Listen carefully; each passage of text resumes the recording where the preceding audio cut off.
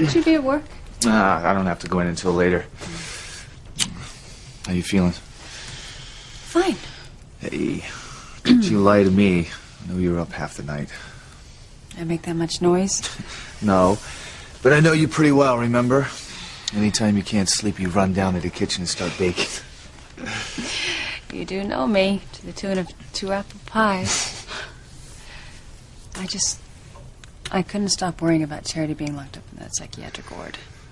It's only temporary, until she stops having those visions. I just wish I knew what was causing them. And why would she see Eve and Julian Crane together? I mean, of all people.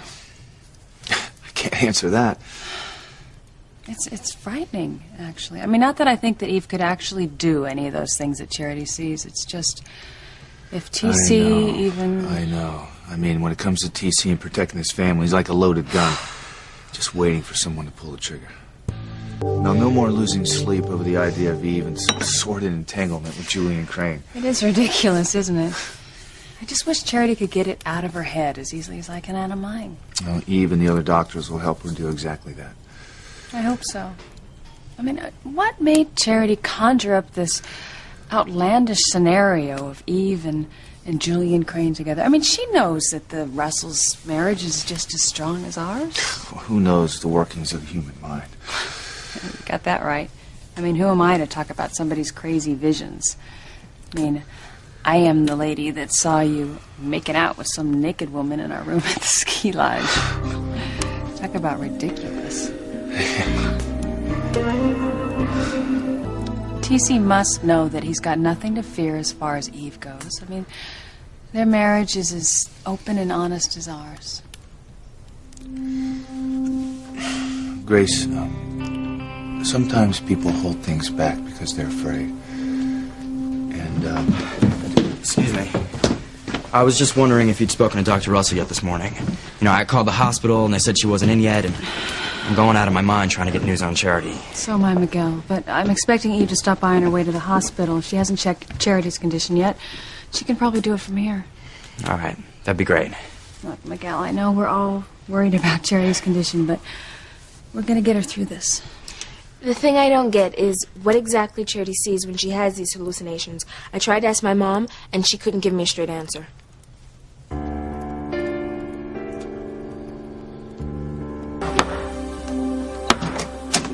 Hey, TC, what's up? Hey, how you doing? Good. Eve, how are you?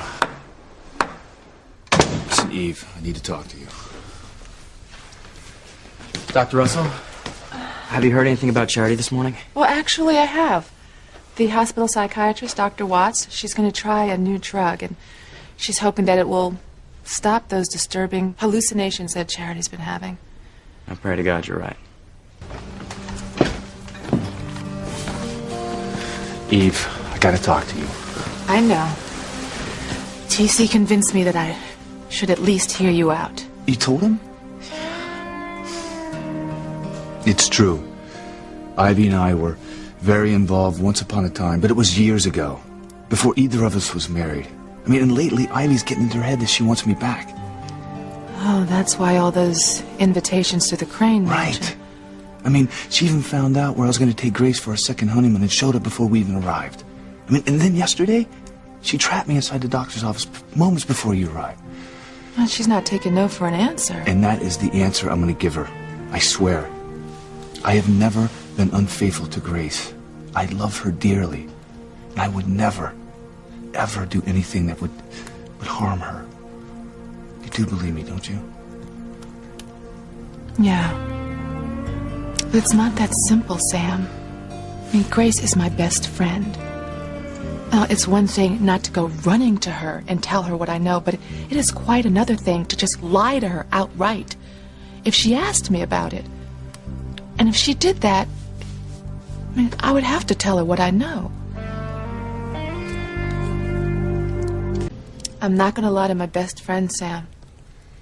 If Grace senses something between you and Ivy and she comes to me about it, I'm going to have to be honest with her. Oh, even though it's long dead and buried? For you, maybe it is, but it's another story for Ivy. I mean, by your own admission, she still wants you. Grace has every right to know that her marriage is threatened. Look, I respect what you feel that you have to do.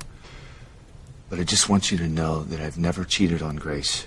And I will never do anything that would ever harm her. I know you mean that, Sam. It's just that when people named Crane want something, they don't take no for an answer. Are you talking about me? You sound like you're speaking from personal experience.